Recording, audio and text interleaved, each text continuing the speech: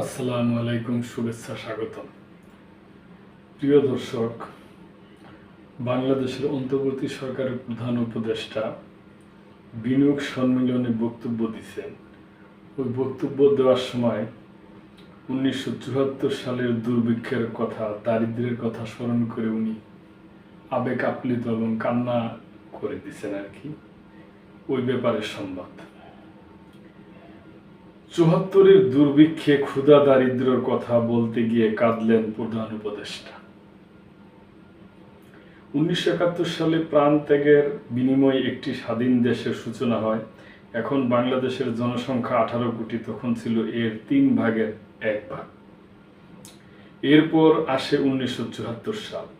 বিনিয়োগ সম্মেলনের উদ্বোধনী অনুষ্ঠানে একথা বলেই আবেগ আপ্লুত হয়ে নীরব হয়ে যান প্রধান উপদেষ্টা ডক্টর মোহাম্মদ ইউনূস। এক পর্যায়ে কেঁদেও ফেললেন তিনি। পরে চোখ ছলছল অবস্থায় আবারও বলতে শুরু করেন। বুধবার রাজধানীর হোটেল ইন্টারকন্টিনেন্টালে বিনিয়োগে সম্মেলনে প্রধান উপদেষ্টা আবেগ আপ্লুত হয়ে কেঁদে ফেললেন। প্রধান উপদেষ্টা বলেন, ক্ষুধায় মানুষ মারা গেছে। আমাদের দেশের অনেক বড় একটা দুর্ভিক্ষ ছিল, 15 লাখ মানুষ মারা গেছে।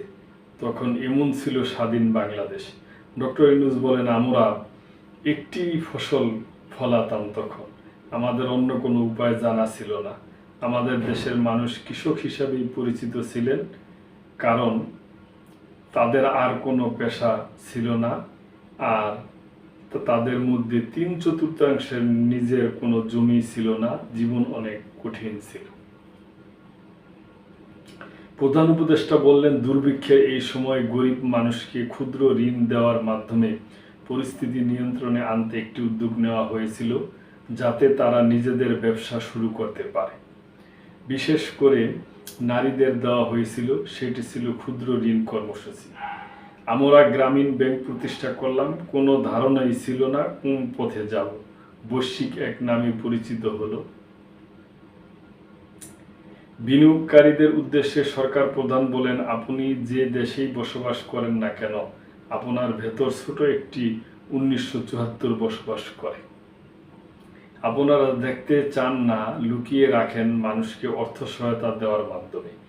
আমি সবসময় বলে আসছি, জনগণের অর্থ গরিব মানুষকে দেওয়ার মধ্যে কোনো সমাধান নেই। সমাধান আছে অবকাঠামো তৈরির মাধ্যমে, মানুষের শক্তিকে বের করে নিয়ে আসার মধ্যে। 1974 সাল থেকে 2025 সালের এই যাত্রা অনেক চমৎকার একটি সফর উল্লেখ করে তিনি বলেন, বড় বড় শিল্প নিয়ে আমরা আলাপ করছি। বিদেশি অনেক কোম্পানি আরও শিল্প কারখানা এখানে গড়ে তুলতে চায়। বড় বড় বাজার নিয়ে কথা হয়, তরুণ জনগোষ্ঠী নিয়ে আলাপ হয়। খুব অল্প সময়ে অনেক পথ পেরিয়ে এটি এখন বাংলাদেশ।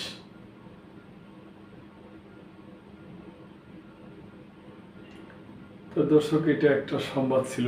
বিনিয়োগ সম্মেলনে প্রধান উপদেষ্টা উনি তার বক্তব্যে এই সমস্ত কথাগুলো বলছেন। 1974 সালের দুর্ভিক্ষ, স্বাধীনতা এবং ক্ষুদ্র ঋণ এবং গ্রামীণ ব্যাংক, নানান বিষয়াদি নিয়ে উনি আলাপ আলোচনা করছেন।